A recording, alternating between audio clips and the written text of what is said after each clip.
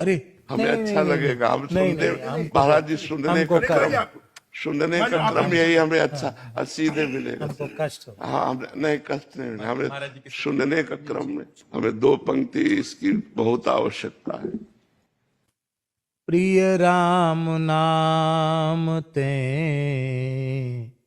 जाहि न रामो, प्रिय राम नाम ते जाहि न रामो, ताको भलो कठिन कलिकालहूँ, आदि मध्य परिणामो, ताको भलो कठिन कलिकालहूँ,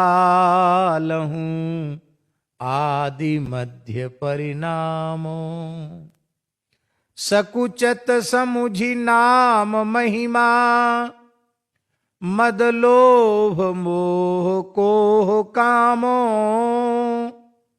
राम नाम जप निरत सुजन पर, करत छाह घोर घामो, राम नाम जप निरत सुजन पर, करत छाह घोर धामो, प्रिय राम नाम ते जाहि न रामो, नाम प्रभाव सही जो कहे, कौशिला सरोरुह जामो, जो सुनि सुमिरी भाग भाजन भई, सुकृत सील भील भामो। सबरी जी। वाल्मीकि अजामिल के कछु, हुतो न साधन सामो, उल्टे पलटे नाम महात्म, गुंजन जितो ललामो। घुंघचियों से लाल का सौदा कर लिया। उल्टे पलटे नाम महात्म, गुंजन जितो ललामो।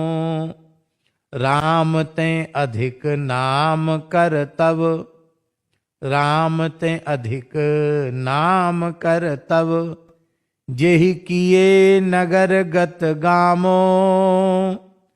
भय बजाय दाहिने जो जपी, तुलसीदास से बामो। प्रिय राम नाम ते जाहि न रामो।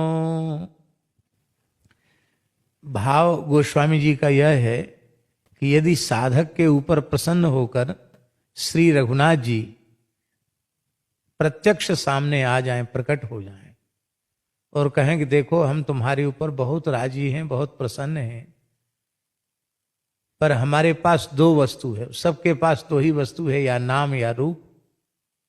नाम रूपात्मक ही जगत है, नाम और रूप दो है, तो दोनों नहीं मिलेंगे, एक मिलेगा। तुम चुनाव कर लो, चयन कर लो, मुझे चाहिए कि मेरे नाम को चाहिए। तो गोस्वामी जी कहते हैं बुद्धिमान भक्त वह है, वैष्णव वह है जो राम जी से कहे कि आप सर्वतंत्र स्वतंत्र हो, आपको कोई बंधन में बांध नहीं सकता है। असंख्य ब्रजांगनाओं के मध्य ठाकुर जी सहसा प्रशमाय प्रसादाय तत्रैवांतर धीयत। कौन पकड़ पाया उन्हें? और जब आना चाहे तो आ गए, और जब पकड़ना चाहा तो नहीं पकड़ पाए। और उनकी इच्छा हो तो मायरी मेरे श्याम लगे हुई संग डोले। कुंभन दास को ठाकुर हंसे हंसे घूंघट खोले, मायरी मेरे श्याम लगे हुई संग डोले। तो सर्वतंत्र स्वतंत्र हैं, तो आपकी स्वतंत्रता में बाधा न पड़े, आप आनंदित होकर के अखंड रसकेली करें, आप सर्वतंत्र स्वतंत्र हैं, बस आप अपने पवित्र नाम को मुझे प्रदान कर दें। रास में महाराज जी एक पद आता है, बन नाचे नटनी को आली नंद को किसो। श्री जी गाती हैं अपने मुखारविंद से। तो उसमें एक पंक्ति आती है, कहाँ जाएगी पतंग तेरे हाथ में है डोर, कहाँ जाएगी पतंग तेरे हाथ में है डोर, बन नाचे नटनी को वाली नंद को किशोर। पूज्य गुरुदेव श्री भक्तमाली जी कहते थे कि यह पंक्ति बहुत रसमयी है। सखियां कह रही हैं श्री जी से कि ठाकुर जी तो पतंग हैं और डोर उनका श्री नाम है, और हे श्री जी वो कृष्ण नाम की डोर आपके हाथ में है, तो ये पतंग कहाँ जाएगी?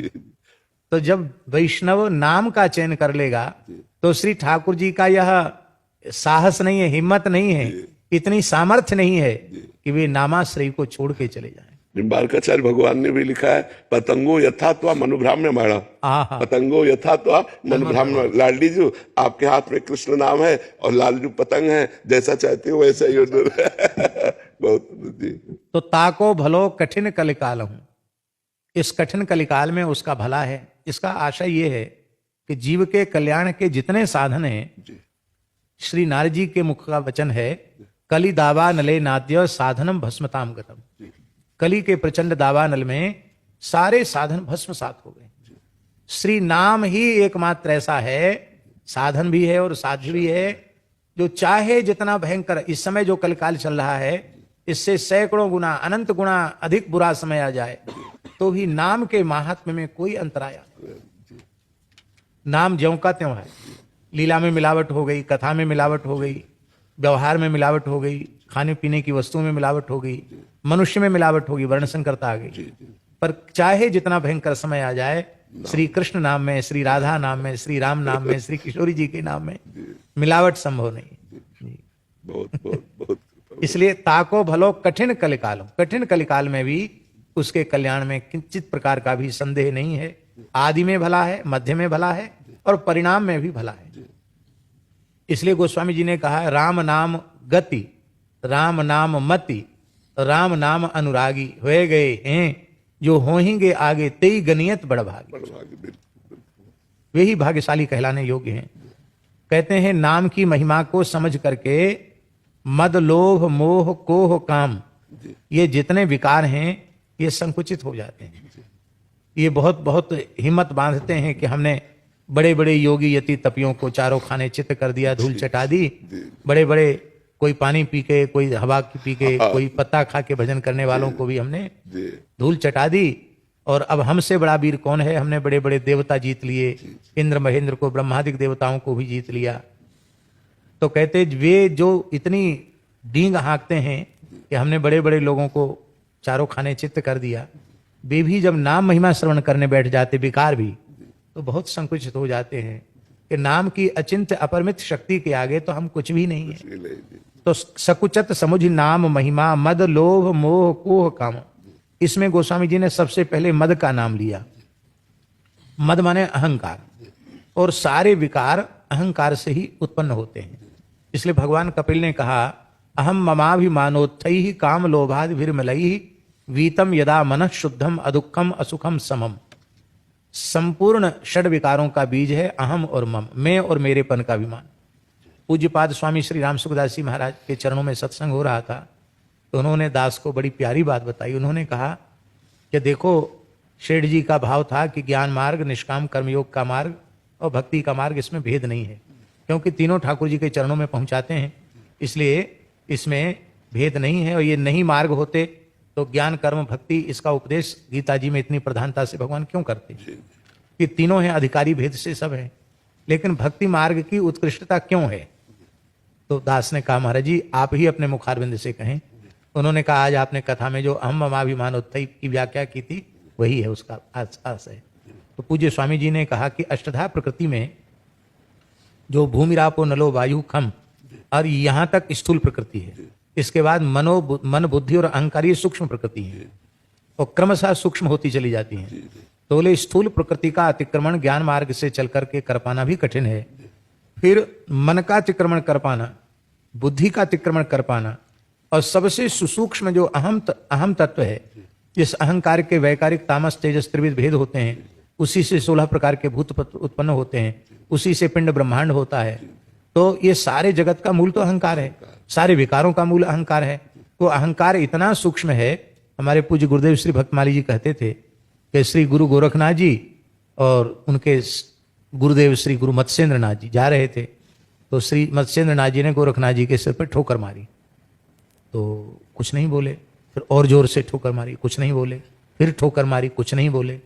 जब चौथी पांचवी बार ठोकर मारी तो बड़ी विनम्रता से चरणों में प्रणाम करके गोरखनाथ जी ने कहा, गुरुदेव आप जिसे ठोक बजाकर देख रहे हैं अब वह आपकी कृपा से नहीं है। अरे अहंकार नहीं है। तो कहते फिर ठोकर मारी और कहा, अरे पगले वह नहीं है यह तो है।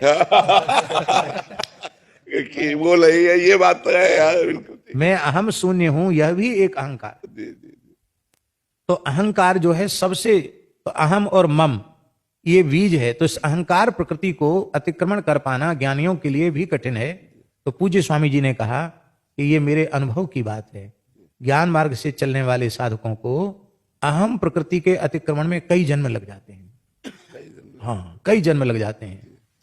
और भक्ति मार्ग में इस अहंकार को और पुष्ट करना है। हाँ, इसको यह अभिमान जाय जन भोरे, मैं सेवक रघुपति पति मोरे। केवल इतना ही हृदय से स्वीकार कर लेना है, मैं केवल भगवान का हूं, केवल भगवान ही मेरे हैं। बस यही भक्ति मार्ग का प्राण है।